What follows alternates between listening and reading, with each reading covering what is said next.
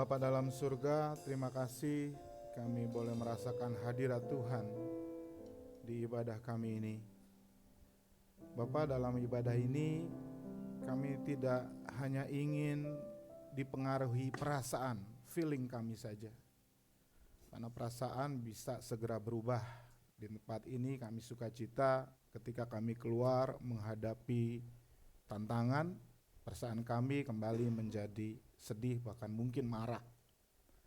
Tetapi saat ini kami juga ingin mendapatkan pemahaman dari Tuhan melalui firman Tuhan, sehingga kami mempunyai cara pandang sesuai dengan Tuhan, sehingga apapun keadaan kami di luar sana, kami tetap boleh bersuka cita, kami tetap boleh beriman.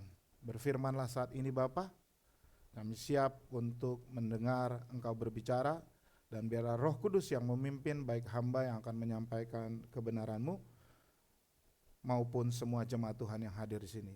Di dalam nama Yesus kami siap menerima firman Tuhan. Amin. Silakan duduk. Terima kasih untuk para imam musik, pelayan musik. Saudara-saudaraku, pada bulan Juli dan Agustus ini kita akan ada satu merenungkan tema besar yang saya beri nama The Instruction of Christian Life from Letter of John. Artinya instruksi hidup Kristen dari suratnya Yohanes. Ya, kalau saudara baca dari surat 1 Yohanes, ya, 1 Yohanes, di situ banyak sekali renungan-renungan tentang bagaimana orang Kristen itu hidup. Ya, jadi beberapa minggu ke depan kita akan merenungkan tentang itu. Ya. Misalnya hari ini saya mengajak saudara untuk kita merenungkan tentang kesaksian yang diajarkan oleh Rasul Yohanes. Yohanes di Alkitab ini menulis 3 kitab ya.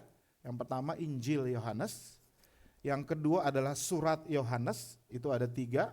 Jadi sebenarnya 5 yang dia tulis. 1 surat Yohanes yang pertama sampai ketiga, dan yang terakhir adalah Wahyu.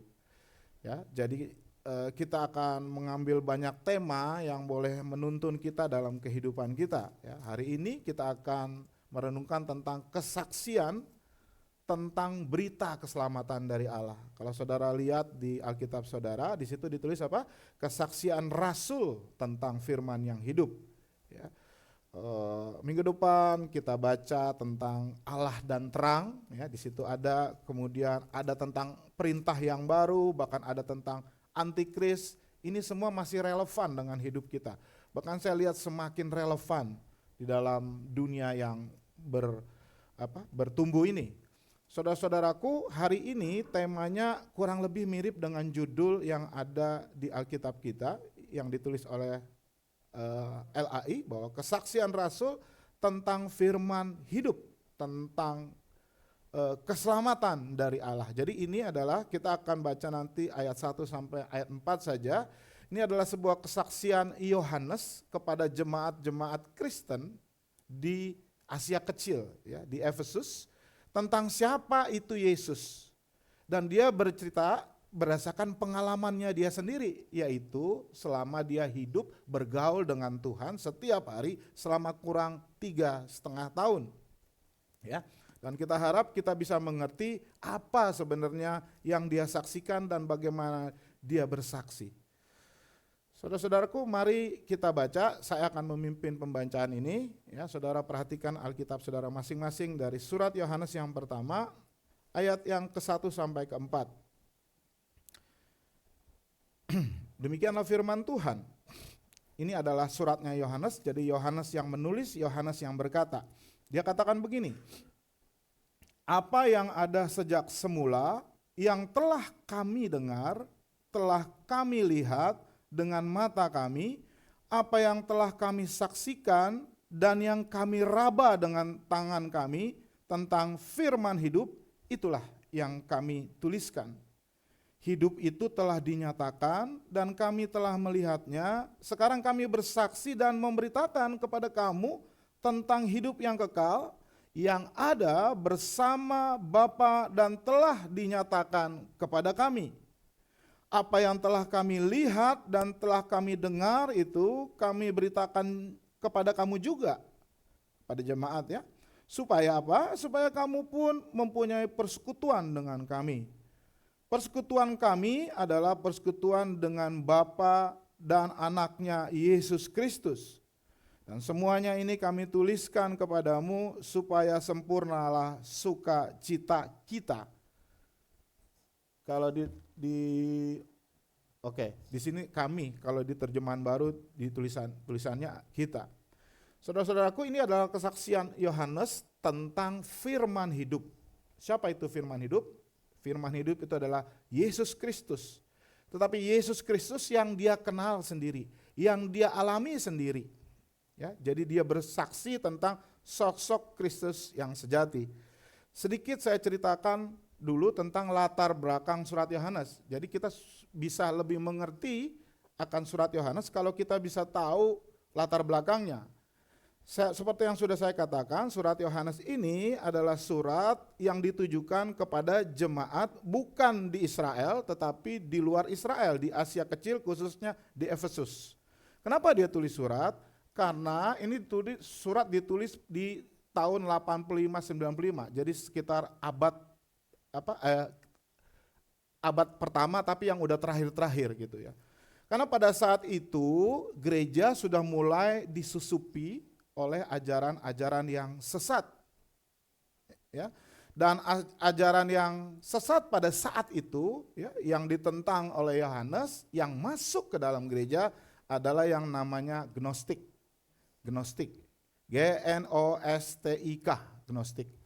Gnostik ini seperti apa? Saya ceritakan secara singkat saja. Gnostik ini ajaran Kristen yang muncul berdasarkan filsafat Yunani yang pada saat itu berkembang, yang namanya Gnostisisme. Ya. Dan ini adalah filsafat Yunani yang begini, intinya dia percaya kepada dualisme, yaitu roh dan tubuh. Tetapi ajaran ini memisahkan, filsafat ini memisahkan antara roh dan tubuh atau fisik. Ya. Mereka mengatakan bahwa dunia roh itu baik, tetapi dunia fisik itu jahat. Ya. Dan berdasarkan filsafat ini, maka ajaran Kristen Gnostik akhirnya sampai pada kesimpulan bahwa karena tubuh dan roh itu adalah dua yang tubuh itu jahat, roh itu baik, maka kesimpulannya mereka menyangkal inkarnasi Yesus. Mereka menyangkal bahwa Yesus itu adalah Allah yang datang ke dunia menjadi manusia.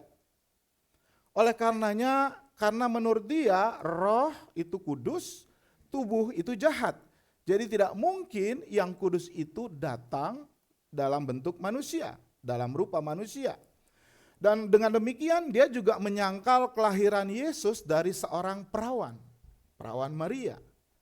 Dia juga menyangkal nggak mungkin Yesus hidup tanpa dosa selama 3,5 tahun di dunia ini.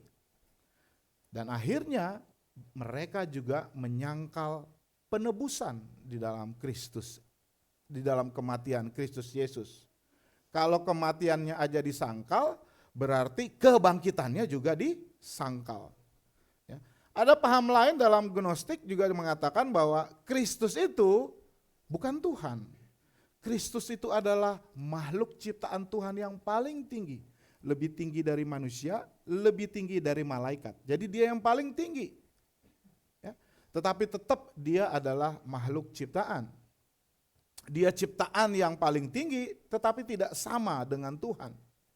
Ya. Mereka percaya kepada Yesus.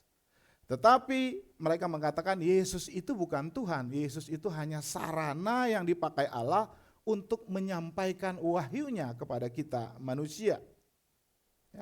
Dan mereka juga menganggap bahwa yang namanya wahyu Allah itu hanya disingkapkan kepada orang-orang tertentu. Ya, pemimpin-pemimpin Gnostik pada saat itu. Saat ini juga ada sekte-sekte di dalam Kristen yang menganggap bahwa Tuhan itu selain Alkitab menyingkapkan wahyunya kepada orang-orang tertentu. Ya. Nanti kita lihat agama sekte apa saja situ. Dan Yohanes menulis surat ini, terutama di prolognya di 4 ayat pertama, menyangkal dan melawan semua paham ini. Ya.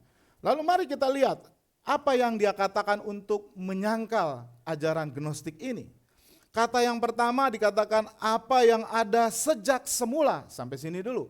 Ya, ayat 1 tolong ditampilkan, apa yang ada sejak semula. Apa yang dimaksudkan apa yang ada? Ini kan berarti ada subjek ya, apa. Ya, apa itu bisa benda, bisa sosok, bisa seseorang. Ya. Dan dia katakan apa yang sudah ada sejak semula. Lalu apa sebenarnya yang dimaksud dengan Yohanes dengan kata apa? Itu siapa sosok?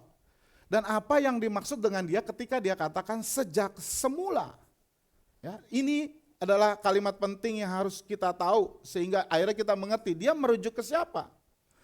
Permulaan atau sejak semula yang ditulis oleh Yohanes bukan artinya permulaan Yesus lahir, bukan artinya permulaan waktu Yesus mulai pelayanannya setelah dia dibaptis, bukan pula permulaan ciptaan ya pada saat misalnya langit dan bumi diciptakan.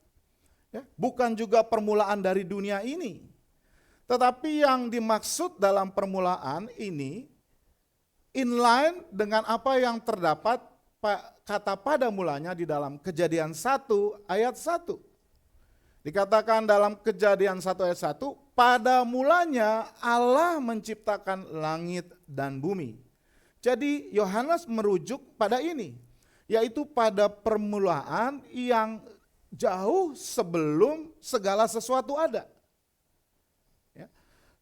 Jadi yang menciptakan langit dan bumi itu adalah Allah. Sebelum langit, bumi dan ada, Allah itu sudah ada. Amin.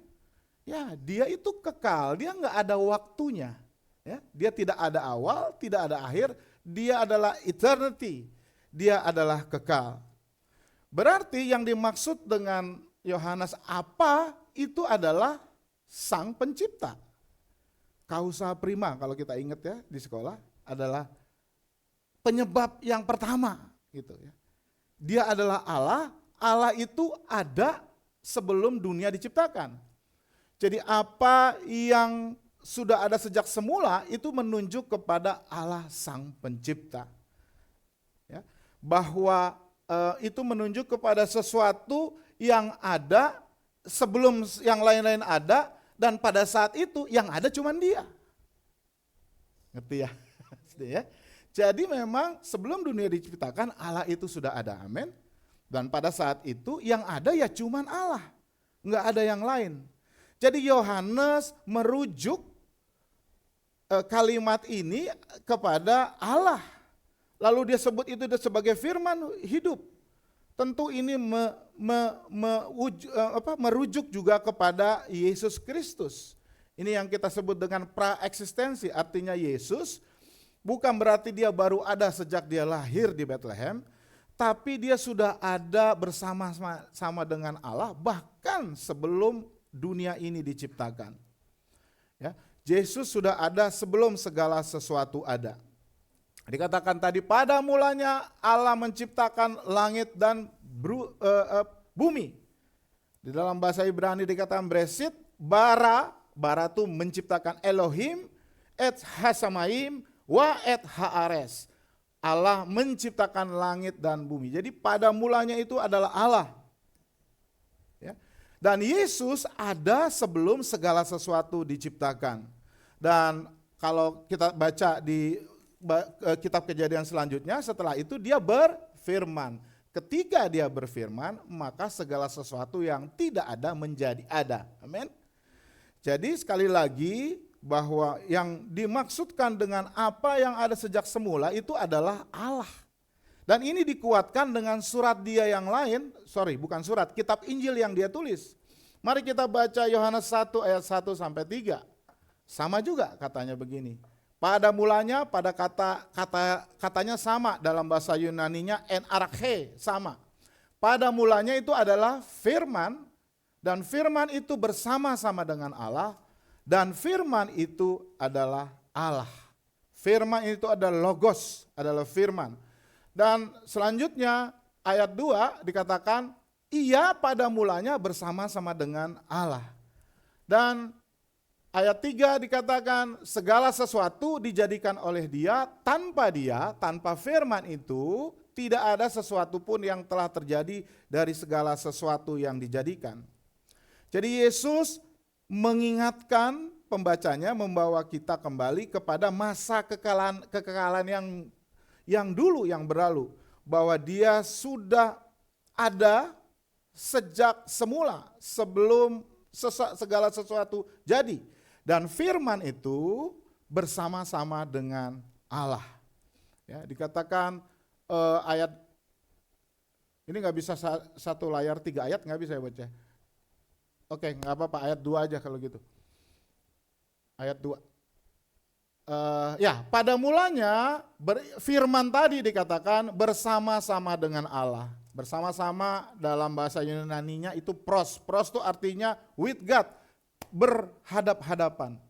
Jadi sang firman itu, dia adalah firman hidup, Yesus Kristus, sudah ada sejak dulu bersama-sama dengan Allah. Yesus sudah ada bersama-sama dengan Allah Bapa sejak kekekalan.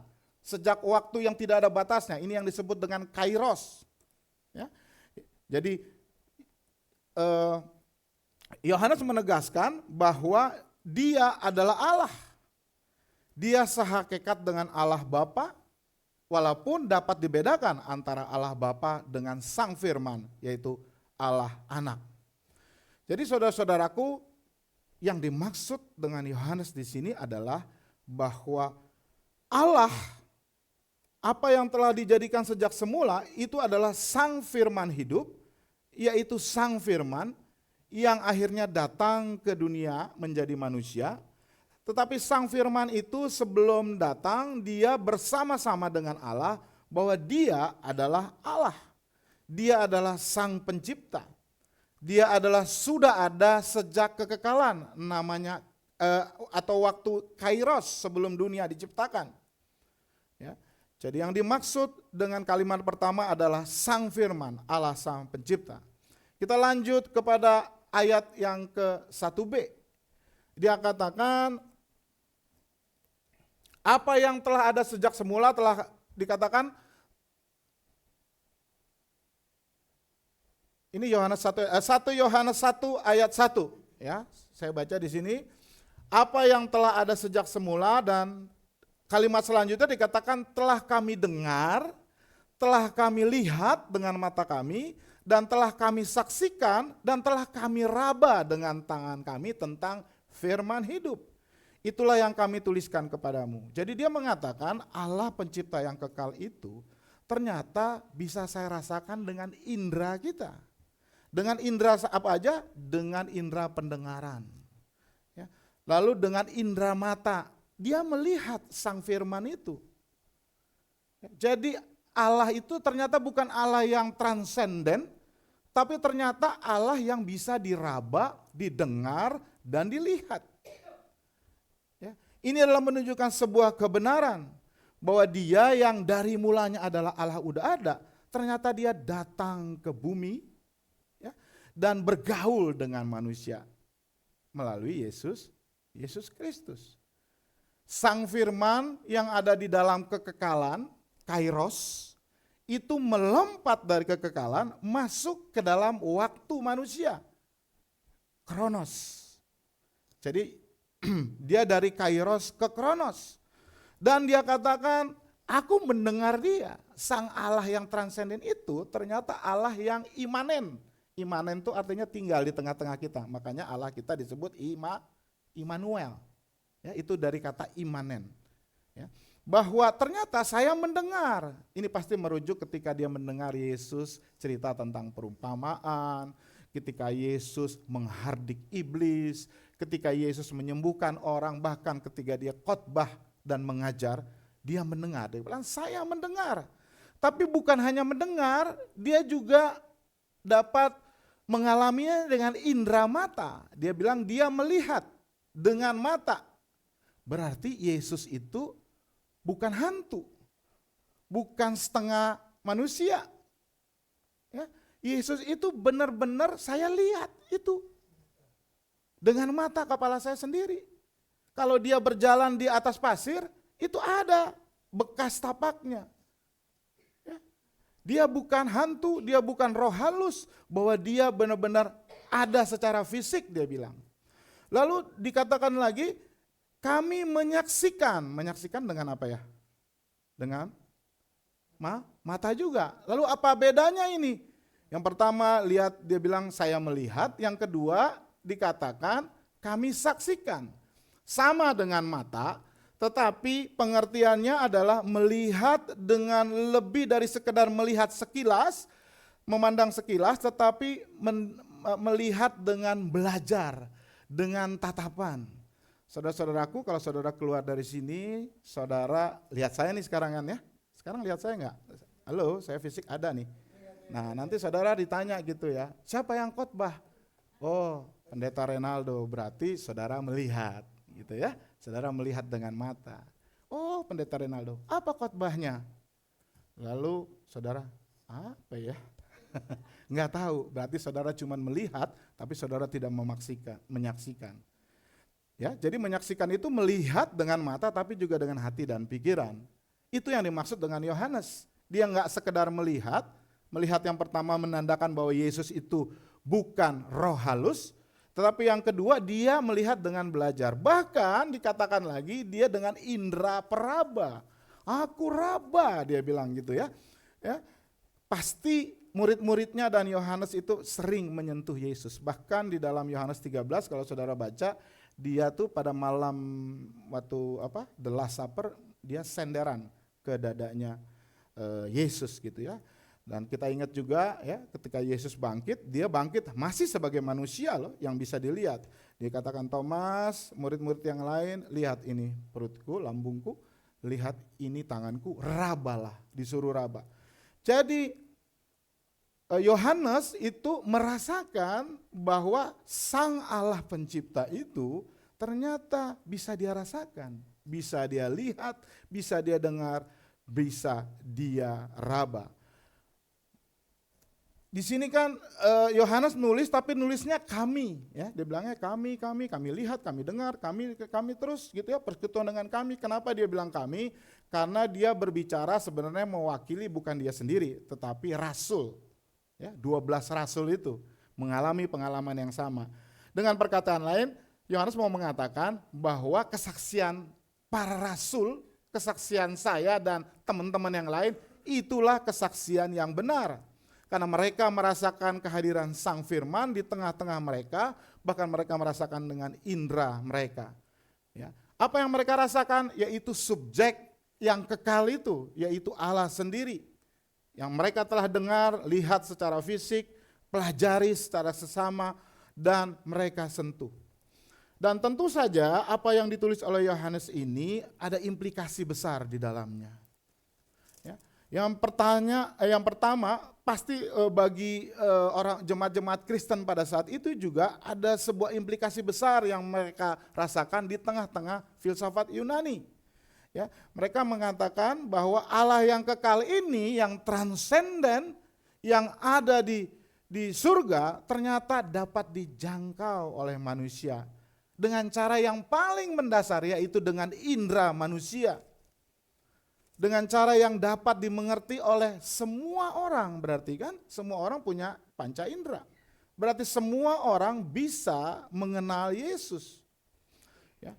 Yang kedua implikasinya berarti Yesus atau Allah itu mau menyatakan dirinya kepada manusia, kepada semua manusia. Sehingga dia datang di dalam rupa Yesus Kristus. Jadi Allah tidak hanya bersemayam di surga, ternyata dia terutama setelah melihat manusia itu jatuh ke dalam dosa, maka dia mau menyatakan dirinya. Dia mau bilang bahwa inilah aku Allah. Itu sebabnya kita percaya bahwa Yesus itu adalah Allah. Yesus adalah pernyataan Allah bukan kepada orang Kristen, sebenarnya kepada semua makhluk, bahwa Allah itu menyatakan dirinya melalui Yesus Kristus. Itu sebabnya di dalam Yohanes bacaan kita tadi, dia mengatakan, aku dan Bapa adalah satu. implikasi yang keduanya, kenapa kenapa Allah mau datang? Satu, karena dia mau menyatakan dirinya kepada manusia, sehingga manusia bisa mengenal dia. Kedua, karena dia penuh kasih. Yohanes 3 ayat 16 dia katakan, supaya semua orang yang percaya kepada dia tidak binasa, tetapi beroleh hidup yang kekal. Jadi sekali lagi saudara-saudaraku, Yesus itu adalah Allah yang dari kairos, waktu kekekalan, lompat masuk ke waktunya manusia, kronos. Ya, dia mau masuk waktu manusia. Yesus adalah Allah yang transenden, ya, tetapi juga menjadi Allah yang imanen, artinya Allah yang ada di tengah-tengah kita. Itu sebabnya Yohanes menulis dalam Yohanes 1 ayat 14, dia katakan firman itu telah menjadi manusia dan diam di antara kita, imanen di dalam kita. Dan kita telah melihat kemuliaannya, yaitu kemuliaan yang diberikan kepadanya sebagai anak tunggal Bapa, penuh kasih karunia dan kebenaran. So, saudara-saudara, saya mau mengingatkan lagi doktrin penting buat kita. Ini adalah doktrin yang rasuli. Apa sih artinya rasuli? Gereja Rasuli Indonesia. Rasuli itu adalah gereja yang berdiri di atas pengajaran rasul. Ya. Tapi bukan berarti gereja yang rasuli itu berarti cuman gereja Rasuli Indonesia. Enggak. Semua gereja yang berdiri di atas pengajaran rasul adalah gereja yang rasuli. Amin.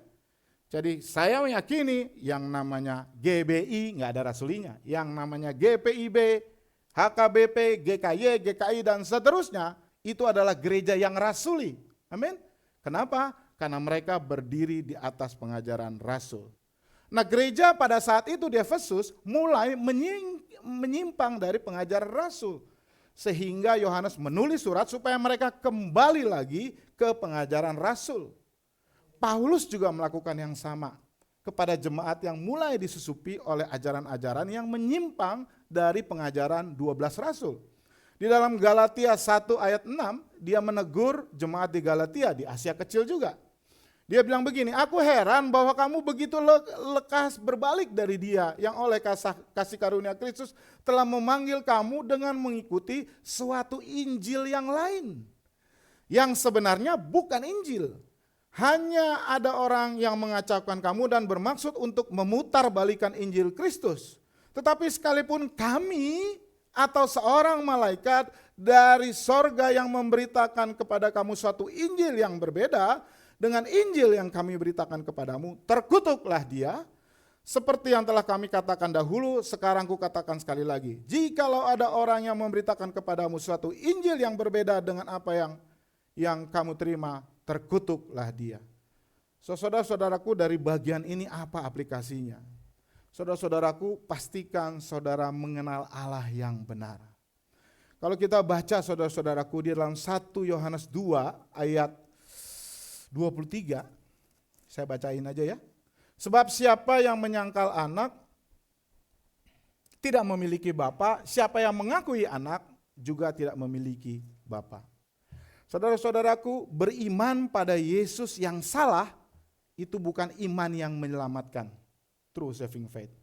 Saudara boleh menyembah Yesus, beriman kepada Yesus, tetapi kalau saudara beriman dengan Yesus yang salah, artinya dengan pemahaman yang salah, maka imanmu tidak menyelamatkanmu. Ngerti ya? Amin ya? Ya.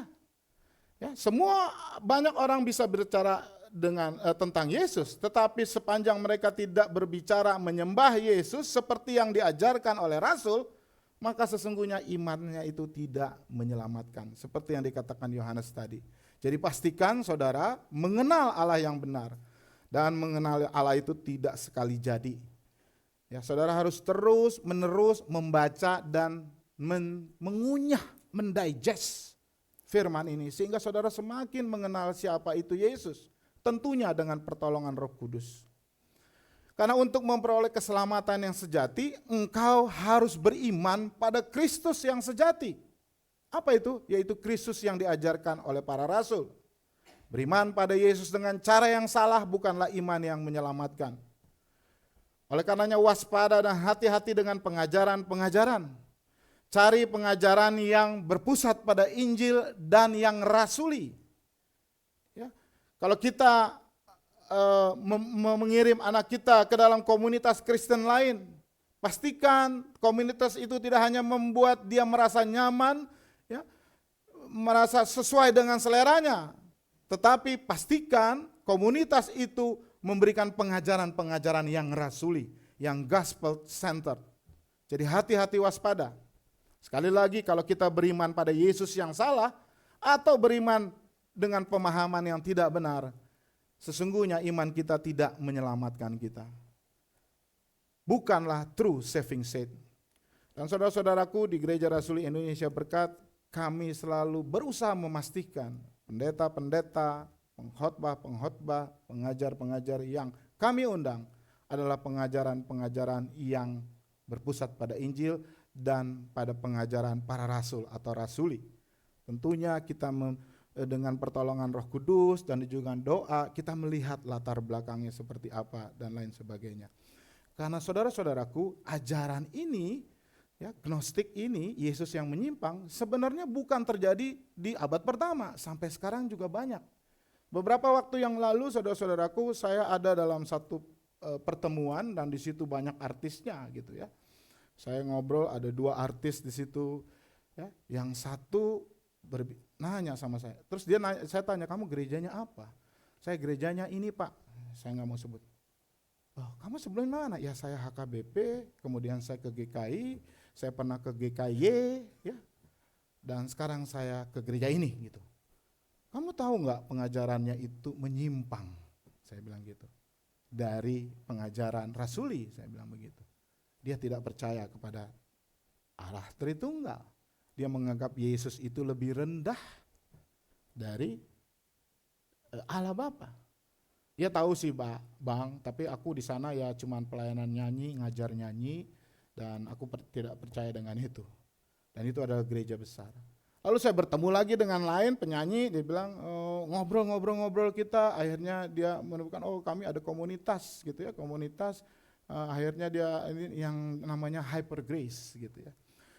Kalau Hyper Grace saya menganggap ini tidak salah 100%, tapi ada titik-titik tertentu yang kita tidak sepakat. Tapi dia secara umum sebenarnya tidak ada yang terlalu menyimpang, terutama dalam doktrin arah Tritunggal. Jadi saudara-saudaraku, tidak semua gereja, tidak semua komunitas Kristen sebenarnya rasuli. Itu sebabnya di dalam Matius 7 ayat 22 sampai 23, Yesus berkata, pada hari terakhir orang akan berseru kepadaku, Tuhan, Tuhan, bukankah kami bernubuat demi namamu dan mengusir setan demi namamu dan mengadakan banyak mujizat demi namamu juga. Ya, pada waktu itulah aku, Yesus, akan berterus terang. Dia kepada mereka katakan ayat 23, aku tidak pernah mengenal kamu, enyalah kamu daripadaku, kamu sekalian pembuat kejahatan. Jadi saudara-saudaraku, waspadalah. Ajaran-ajaran yang menyimpang seperti gnostik ini ya, masih terus bekerja, masih ada, dan dia akan terus tidak akan berhenti sampai Yesus datang kembali. Banyak sekte Kristen yang tidak beriman kepada Yesus yang sejati dan tidak menganggap Alkitab sebagai satu-satunya firman wahyu dari Allah dan tidak ada lagi. Sehingga akhirnya Alkitab ini perlu ditambah. Siapa yang nambah? Iya, ada seseorang yang mereka anggap rasul, padahal rasul udah nggak ada lagi. Rasul itu kan orang yang mendapat pengajaran langsung dari Kristus. Jadi sebenarnya sampai sekarang nggak ada lagi yang namanya nabi dan rasul. Ya, karena ini sudah selesai di sini, tetapi ada orang menganggap mereka dapat wahyu dari Tuhan, sehingga Alkitab ini belum cukup. Saya harus menulis lagi. Ya, akhirnya Alkitab ini disandingkan dengan buku para pemimpinnya itu. Ya, ya. Saudara tahu itu yang terjadi pada apa? Saksi Yehova. Saksi Yehova itu Alkitabnya sudah dirubah karena dia percaya kepada tulisan dari pemimpinnya, Charles T. Russell. Begitupun dengan Advent Masehi hari ke-7. Mereka itu punya rasul pemimpin yang namanya Ellen G. White. Sehingga kalau saudara tahu di dalam setiap khotbahnya, setiap renungan, mereka tidak pakai Alkitab aja, tapi pakai tulisan dari Ellen G. White. Dia Kristen, di Indonesia itu Kristen, tapi di Amerika dia dianggap bukan denominasi Kristen. Begitu juga dengan Mormon, ya.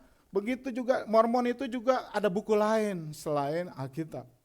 Ya. Dan termasuk tadi ajaran Kristen dari pendeta besar yang saya bilang dia keluar dari GBI, keluar deh ininya ya.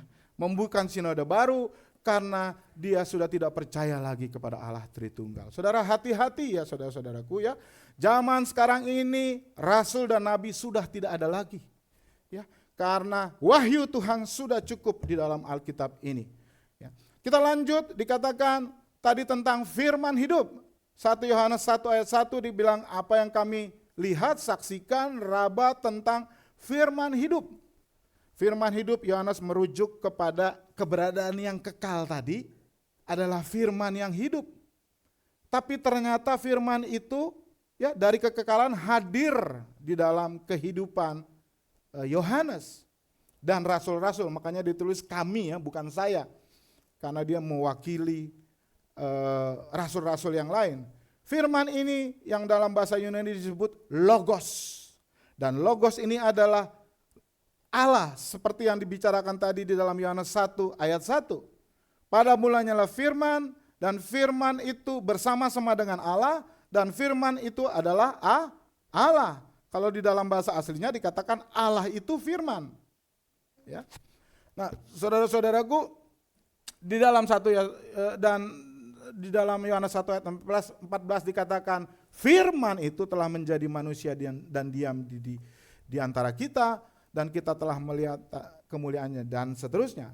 Jadi firman kehidupan adalah pribadi Yesus Kristus yang adalah Allah yang turun ke dunia lalu membuat banyak karya. Dia melakukan karya-karya yang tidak bisa dilakukan oleh manusia. Dia bisa menghidupkan orang mati, betul? Ada manusia yang bisa menghidupkan? Enggak ada. Dia bisa menyembuhkan penyakit secara pasti, ya.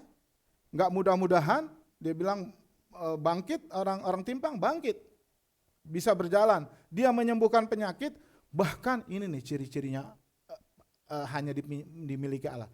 Dia tahu ada yang ada dalam pikiran kita, betul? Kebanyak orang Farisi cuman ngomong kayak di sinetron tuh, yang ngomong dalam hati itu ya, gitu ya.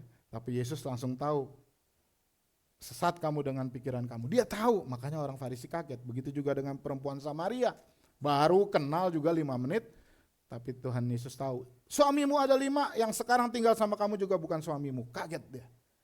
Ya, karena kenapa Yesus melakukan itu? Karena Yesus bukan hanya manusia, dia adalah Allah. Ya. Dan itulah yang dituliskan Yohanes kepada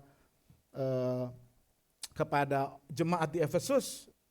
Ayat 2 dilanjutkan, dikatakan bahwa hidup itu, sang hidup itu telah dinyatakan. Apa maksudnya dinyatakan? Artinya hidup itu telah dibuat menjadi real. Ya. Ada secara fisik. Dan itu bukan dongeng, itu bukan fairy tale. Ya, bukan cerita karangan, it's a true story. Ya, kehidupan yang dinyatakan itu adalah real. Saya sendiri jadi saksi mata, bahkan jadi saksi telinga, karena dia bilang saya mendengar, ya, secara langsung. Lalu dikatakanlah setelah hidup itu dinyatakan dan kami telah melihatnya, sekarang kami bersaksi dan memberitakan kepada kamu tentang hidup yang kekal yang ada bersama Bapa dan telah dinyatakan kepada kami. Jadi di sini Yohanes menegaskan lagi apa yang sudah dia tulis di ayat pertama. Dia mengatakan bahwa Yesus itu adalah kekal. Dia tidak mati, tapi dia bangkit, dia kembali kepada kekekalan, kepada kairos bersama Allah Bapa di surga. Tentu ketika Yohanes menyebut hidup yang kekal, Yohanes mengingat perkataan Yesus di dalam Yohanes 11 ayat 25 sampai 26. Pada saat itu Yesus mengatakan kepada murid-muridnya, dia bilang, aku adalah kebangkitan dan hidup. Barang siapa yang percaya kepadaku, ia akan hidup walaupun ia sudah mati. Dan setiap orang yang hidup dan yang percaya kepadaku tidak akan mati selama-lamanya. Bahkan saudara-saudaraku, di dalam kitab perjanjian lama, Yesus juga sudah dinyatakan bahwa dia adalah kekal.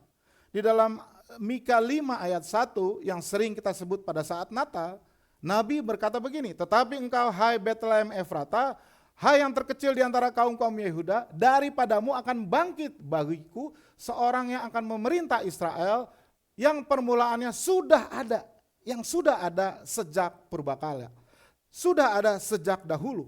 Kalau di dalam TB2 itu agak dirubah sedikit, dikatakan ya, yang asalnya sudah ada sejak dahulu dan sudah ada sejak zaman dahulu. Jadi Yesus adalah Allah yang kekal, ya, yang ada di kekekalan, yang kronos, tetapi yang masuk ke dalam waktu manusia kronos, yaitu ketika dia dilahirkan oleh seorang perawan di Bethlehem Efrata. Satu lagi untuk menunjukkan kekekalan daripada Yesus itu, bahwa Yesus itu ada Allah yang kekal, dari Yohanes 17 ayat 4 ketika Yesus berdoa kepada Allah Bapa. Dia katakan, Bapa, aku telah mempermuliakan engkau di bumi dengan jalan menyelesaikan pekerjaan yang engkau berikan kepadaku untuk melakukannya. Lanjut. Atau ayat 4, dari ayat 4 itu adalah ayat 5 kalau nggak salah. Lanjut. Enggak, Yohanes 17 ayat 4 dan ayat yang kelima. Dikatakan oleh sebab itu, ya Bapa, permuliakanlah aku padamu sendiri dengan kemuliaan yang kumiliki di hadiratmu sebelum dunia ada. Jadi Yesus mengatakan bahwa dia sudah ada sebelum dunia ini ada. Dia ada dalam kekekalan, dengan demikian Yesus adalah Allah yang kekal. Kita lanjut ayat ketiga, dikatakan ini tentang persekutuan.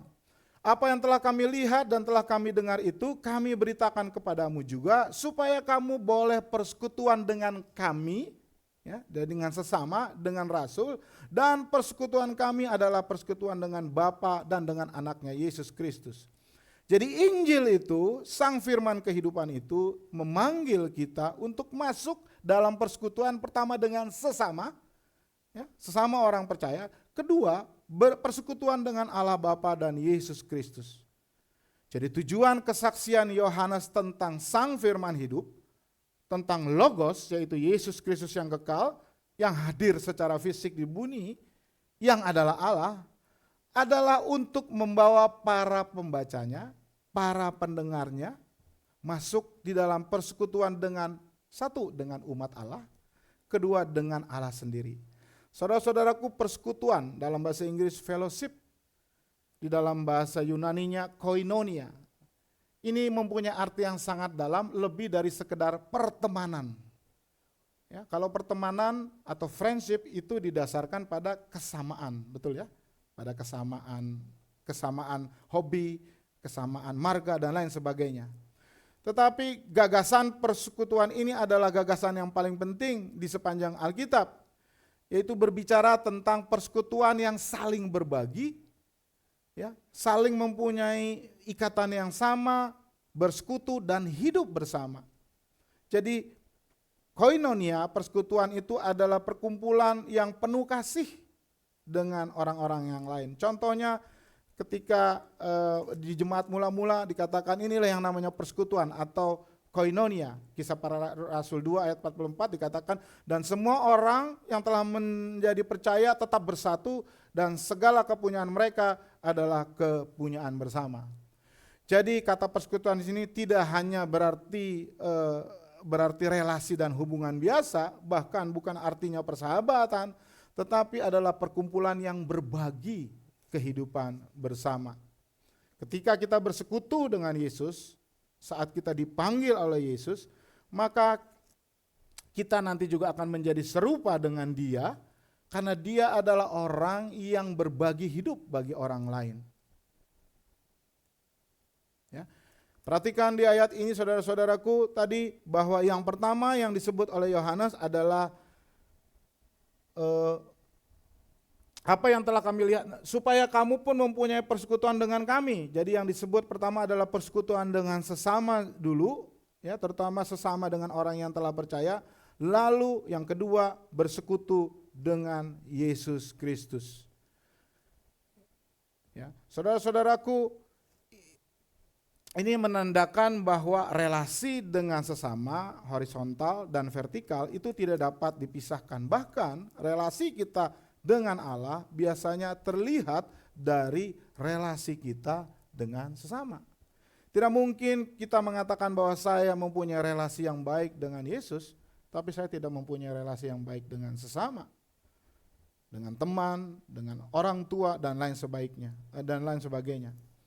Kalau kita mengaku bahwa kita punya relasi dengan Yesus, tapi ternyata orang-orang di sekitar kita takut berelasi dengan kita, sesungguhnya kita sudah menipu diri sendiri. Tetapi Yesus itu lemah lembut dan kasih. Dia banyak kali mengampuni. Begitupun kita, relasi kita dengan sesama, kita juga harus lemah lembut dan penuh kasih. Tuhan Yesus kita itu setia, amin. Maka dalam relasi kita juga harus setia. Setia kepada pasangan, setia kepada gereja, dan yang penting setia kepada Yesus dan pengajarannya. Yang terakhir saudara-saudaraku dikatakan ayat 4 bahwa dan semuanya ini kami tuliskan kepadamu supaya sempurnalah sukacita kita. Sukacita, joyful. Saudara-saudaraku, sukacita itu berbeda dengan bahagia. Ya. Sukacita itu didasarkan karena Tuhan, betul? Tapi kalau bahagia karena keadaan. Makanya ada istilah pura-pura bahagia. Ya, kalau foto di sini nanti, ayo senyum semua pura-pura bahagia gitu ya. Karena belum tentu mereka pemain musik bahagia semua gitu ya. Ayo pura-pura bahagia gitu ya. Ya. Tapi memang bahagia itu didasarkan oleh keadaan. Kalau keadaannya baik, maka kita bahagia. Tetapi sukacita ini adalah genuine, autentik. Ya.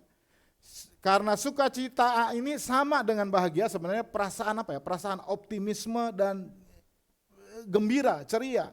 Tetapi sukacita, perasaan optimis dan gembiranya itu didasarkan pada Tuhan.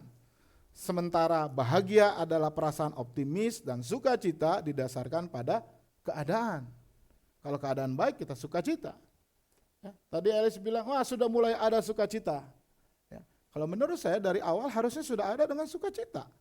Karena sukacita tidak ditunjukkan oleh keadaan, tetapi oleh Tuhan. Kalau dia dari awal pertama ibadah sudah menyembah Tuhan, walaupun dia tidak melompat, walaupun mukanya tidak tersenyum, saya percaya dia sudah sukacita di dalam Tuhan. Ada amin, katanya gitu ya. Ya, jadi saudara-saudara harus mengerti joyful dan sukacita yang dimaksud di dalam Alkitab.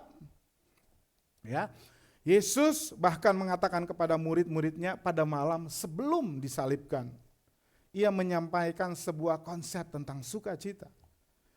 Dan dia menginginkan murid-muridnya penuh sukacita. Padahal besok salib sudah menanti Yesus dan juga murid-muridnya. Tapi Yesus katakan di dalam Yohanes 15 ayat 11, semuanya itu kukatakan kepadamu, supaya sukacitaku ada di dalam kamu, dan sukacitamu menjadi penuh. Saudara-saudaraku, sebagai kesimpulan pengamatan yang kita dapatkan dari 4 ayat yang pertama, yang merupakan pendahuluan dari seluruh kitab Yohanes yang akan kita renungkan di sepanjang minggu ke depan adalah yang pertama, Yesus memulai dengan yang mula-mula. Yang mula-mula itu adalah Allah yang kekal, artinya sosok yang sudah ada sebelum segala sesuatu ada. Lalu dia mengatakan bahwa sosok yang kekal ini, yaitu Allah yang kekal ini, ternyata menyatakan dirinya secara fisik. Dan ia bersama dengan rasul-rasul yang lain menjadi saksi mata akan Sang Allah yang menjadi nyata itu. Dan dia juga berkata kepada kita bahwa Allah ini adalah Logos. Dia adalah Sang Firman kehidupan yang awalnya Sang Firman itu bersama-sama dengan Allah. Namun pada satu titik ketika manusia jatuh ke dalam dosa, Sang Firman itu turun dan dalam rupa manusia ke dunia. Jadi dia juga hendak mengatakan bahwa Allah itu adalah Bapa, tetapi juga Allah Anak, Sang Firman. Keduanya satu hakikat, tapi harus bisa dibedakan. Jadi di sini jangan lagi ada yang memanggil Yesus Papi J, ya, karena itu adalah tidak alkitabiah. Yesus katakan, aku dan Bapakku. Kamu bisa manggil Allah itu Bapa. Kalau doanya begini, Bapa kami di surga. Yesus tidak pernah membilang, kamu panggil aku Bapa, tetapi panggil aku sahabat. Ya, kamu panggil aku gembala. Tapi kalau kamu manggil Bapa, jangan panggil aku Papi, Bapa. Panggil Allah sebagai Bapa. Ya, saya tidak menyalahkan, mungkin pemahamannya belum sampai. Tapi kalau dia mengerti dengan konsep ajaran rasuli, pasti dia tidak akan menyebut lagi Yesus Bapa atau Papi. Ya, ya. Jadi Allah dan Bapa itu satu walaupun bisa dibedakan. Dan dia mengatakan bahwa kita dapat memiliki persekutuan dengan Allah dan juga persekutuan melalui dengan persekutuan dengan umat Allah. Dan dia berkata bahwa Allah ini adalah firman kehidupan. Indah benar, ajaib benar, firman kehidupan. Ada yang tahu gitu? Nggak ada yang tahu ya? Mungkin Budian aja yang tahu kali ya. Ya, itu lagu indah banget ya. Taman nanti pada nggak bisa gitu ya. Tentang firman kehidupan yang secara fisik hadir, Allah anak di dalam Yesus Kristus. Dan dia berkata terakhir bahwa kehidupan yang bersekutu dengan umat Allah, dengan Yesus, itu membawa sukacita. Saudara-saudaraku, tadi kita belajar kenapa Allah datang ke bumi. Pertama, karena Allah ingin menyatakan dirinya kepada seluruh umat manusia. Satu-satunya Allah yang menyatakan diri adalah Yesus Kristus. Sehingga kalau kita mau percaya, mengenal Yesus Kristus, menerima dia sebagai Tuhan dan Allah, maka hidupnya akan diselamatkan. Karena dia juga datang, yang kedua adalah untuk menyelamatkan manusia. Dan saudara-saudaraku, sebagai penutup, inilah bersaksi yang diajarkan oleh Tuhan. Ya. Ini adalah bukan soal bersaksi tentang hidup yang diberkati, sembuh dari penyakit. Itu nggak salah, saya nggak bilang salah. Tetapi kita jangan lupa dengan bersaksi yang marturia, yang dalam bahasa Yunaninya marturia, yang diajarkan oleh para rasul, yaitu bersaksi bahwa Yesus adalah Allah yang datang ke dunia untuk menyelamatkan manusia yang berdosa, yang mau percaya kepadanya. Sehingga ketika di dalam Kisah Para Rasul, Yesus kan bilang begini, kamu akan menjadi saksiku di Yerusalem dan di seluruh Yudea dan Samaria sampai ke ujung bumi. Maka yang dimaksud dengan bersaksi adalah berbicara tentang Allah yang kekal, yang transenden, yang ada di waktu Kairos, datang ke dunia, menjadi imanen, menjadi ada di antara kita, dan dia datang untuk menebus hukuman yang harusnya manusia terima. Kita adalah manusia yang berdosa. Di dunia saja orang yang bersalah itu harus dihukum. Apalagi di hadapan Tuhan, karena Allah itu ada Allah yang hadir. Sehingga semua manusia yang berdosa itu harus dihukum, betul? Ya. Tetapi belum kawin itu dosa. Justru ada orang yang hidup selibat. Ya. Tetapi justru jadi ke distract saya ini. Jadi saudara-saudaraku, Allah itu adil, ya. Oleh karena manusia harus dihukum, maka dia mengasihi manusia. Manusia, nanti dulu Om, nanti tanya jawab habis ibadah aja. Ya saudara-saudaraku, jadi manusia itu harus dihukum, tetapi hukumannya dilimpahkan kepada manusia yang tidak berdosa, yaitu Yesus Kristus. Supaya setiap orang yang percaya kepada Yesus, dia adalah Allah, maka dia akan diselamatkan. Sudahkah kita bersaksi seperti Yohanes? Amin.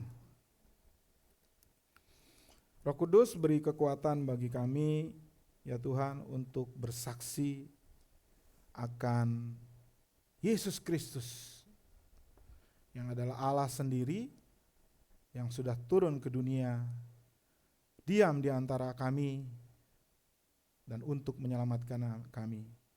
Karena kami tahu dosa-dosa kami ini tidak bisa ditebus oleh darah binatang sekalipun, binatang yang suci sekalipun, karena binatang lebih rendah dari kami. Bahkan tidak ada manusia pun sekalipun sama dengan kami yang bisa menebus dosa kami. Karena semua manusia berdosa. Hanya manusia yang suci dan tidak berdosa, dialah yang darahnya bisa menebus kami dari segala hukuman dan dosa kami. Dan dia adalah Yesus Kristus. Sekali lagi Tuhan, kuatkan kami untuk bersaksi akan Yesus Kristus anak Allah kepada setiap orang yang kami temui. Amin. Saya undang para pemusik untuk naik ke mimbar, ke altar. Kita akan memasuki perjamuan kudus. Saya akan membacakan ayat yang boleh menjadi dasar dari 1 Korintus 10 ayat 16 sampai 17, 21, 22 dan pasal 11 ayat 37. Demikian firman Tuhan, bukan kacauan pengucapan syukur yang di atasnya kita ucapkan syukur adalah persekutuan dengan darah Kristus. Bukankah roti yang kita pecah-pecahkan adalah persekutuan dengan tubuh Kristus? Karena roti adalah satu, maka kita sekalipun banyak adalah satu tubuh. Karena kita semua mendapat bagian dalam roti yang satu itu. Kamu tidak dapat minum cawan Tuhan dan juga dari cawan-cawan roh. Kamu tidak dapat mendapat bagian dalam perjamuan Tuhan dan juga dalam perjamuan roh-roh jahat. Atau maukah kita membangkitkan cemburu Tuhan? Apakah kita lebih kuat daripada Dia? Jadi barang siapa yang dengan cara yang tidak layak makan roti atau minum cawan Tuhan, ia berdosa terhadap tubuh Tuhan dan darah Tuhan. Karena itu, hendaklah tiap-tiap orang menguji dirinya sendiri, dan baru sesudah itu ia makan roti dan minum dari cawan itu. Karena barang siapa makan dan minum tanpa mengakui tubuh Tuhan, ia mendatangkan hukuman atas dirinya. Sebab itu banyak di antara kamu yang lemah dan sakit dan tidak sedikit yang meninggal. Kalau kita menguji diri kita sendiri, hukuman tidak menimpa kita. Tetapi kalau kita menerima hukuman dari Tuhan, kita dididik supaya kita tidak akan dihukum bersama-sama dengan dunia. Jemaat yang dikasihi Tuhan Yesus Kristus, Tuhan telah menyediakan meja perjamuan bagi semua orang yang mengasihi Dia dan percaya kepada Dia untuk keselamatan diri mereka. Semua orang yang sungguh-sungguh menyesali dosa-dosa mereka, yang dengan tulus percaya kepada Tuhan Yesus sebagai juru selamat mereka, dan yang rindu untuk hidup dalam ketaatan sebagai Tuhan, sekarang diundang untuk datang dengan sukacita ke meja Tuhan, yang adalah anugerah Allah untuk umatnya.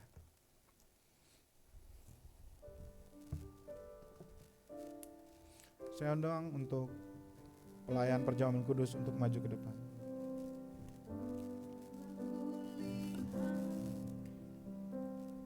Bukti kasih-Mu,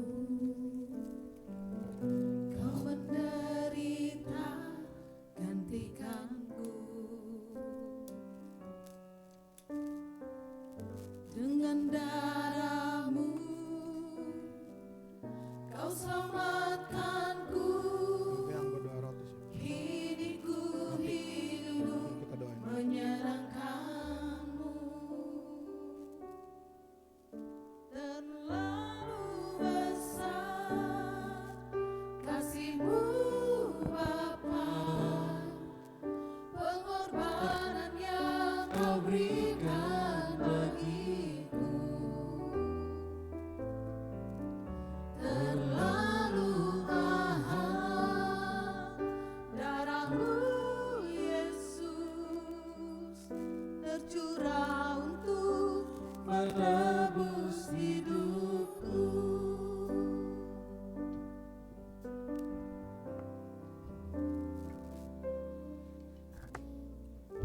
Telah kulihat bukti kasih-Mu,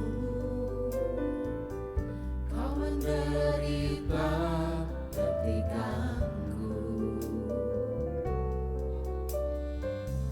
Dengan darah-Mu Kau selamatkanku. Kini ku hidup menyenangkan-Mu. Terlalu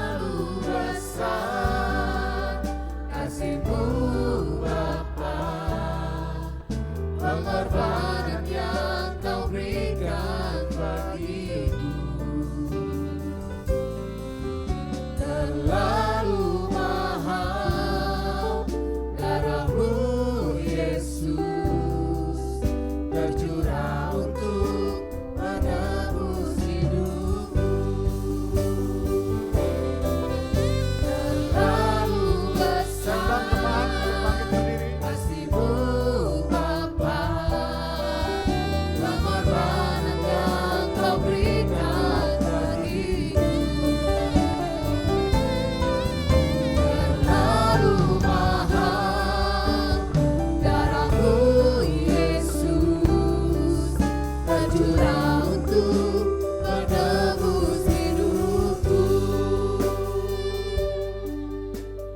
Saudaraku, pada malam ia diserahkan, Yesus mengambil roti dan mengucap berkat dan memecah-mecahkannya, lalu memberikannya kepada murid-muridnya, serta berkata, ambillah, inilah tubuhku. Ambillah. Ambil.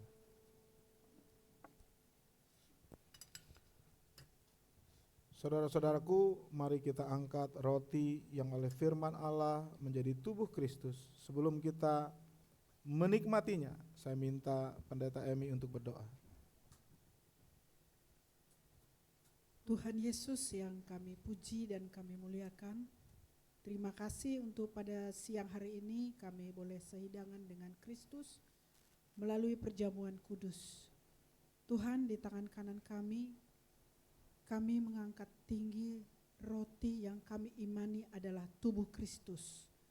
Karena tubuh Kristus yang akan menyatu dalam tubuh kami, sehingga kami yang lemah, yang berdosa, dipulihkan dan diampuni oleh Tuhan. Terima kasih untuk kasih setia Tuhan yang luar biasa dalam hidup kami, melalui tubuh Kristus yang dicambuk, tercabik-cabik untuk menebus dosa kami. Sehingga pada saat ini pun kami bersyukur, itu adalah pengorbanan yang tidak bisa kami berikan dan kembalikan. Kami hanya mengucap syukur karena Tuhan sudah memberikan keselamatan kepada kami. Oleh sebab itu Tuhan, ingatkan kami selalu supaya tetap kami mengingat pengorbanan Kristus dalam hidup kami. Sehingga melalui tubuh kami ini, kami persembahkan kepada Tuhan, memuliakan Tuhan dan meninggikan Tuhan. Terima kasih ya Tuhan, terpujilah Engkau Bapa, dalam nama Yesus kami berdoa. Amin. Saudara percaya ini adalah tubuh Kristus? Amin. Karena iman dan percayamu kepada tubuh Kristus, maka makanlah dengan penuh ucapan syukur, makanlah sambil mengingat bahwa tubuh Kristus telah dicabik-cabik, dipecah-pecah bagi saudara dan saya. Makanlah.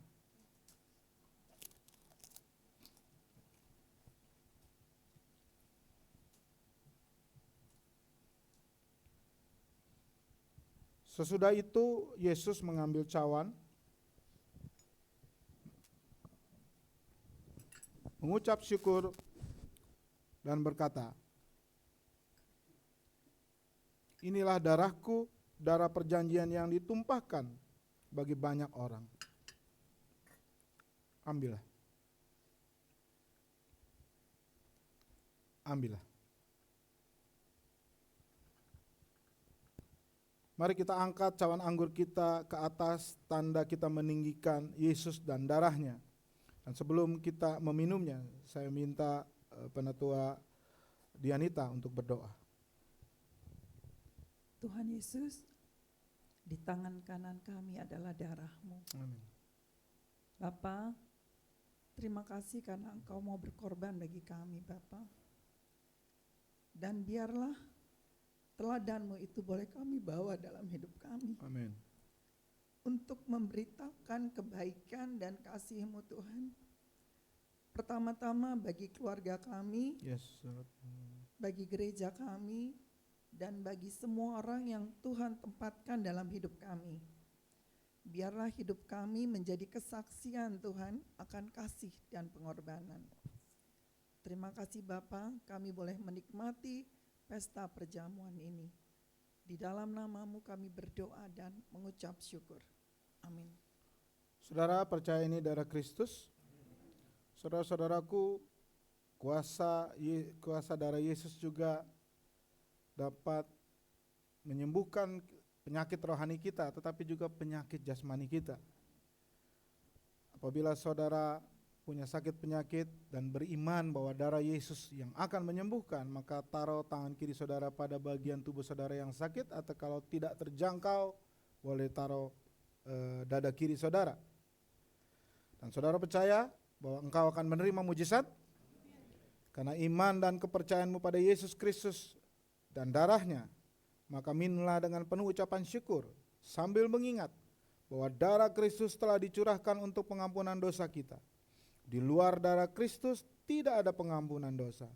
Minumlah.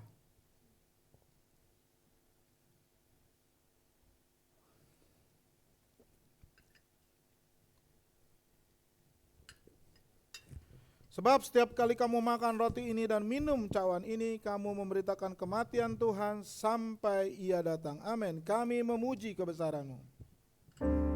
Kami memuji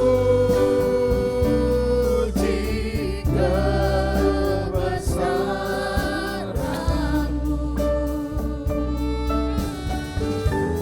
Ajaib Tuhan, ajaib Tuhan. Kami memuji kebesaran-Mu.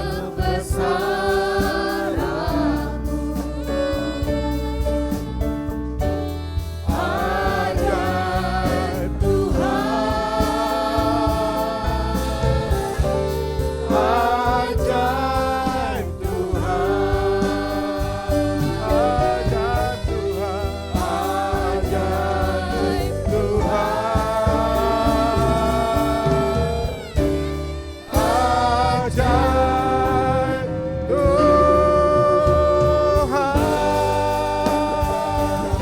Beri sorak-sorai kemuliaan bagi Tuhan. Saudara-saudaraku, saudara-saudaraku, bersama dengan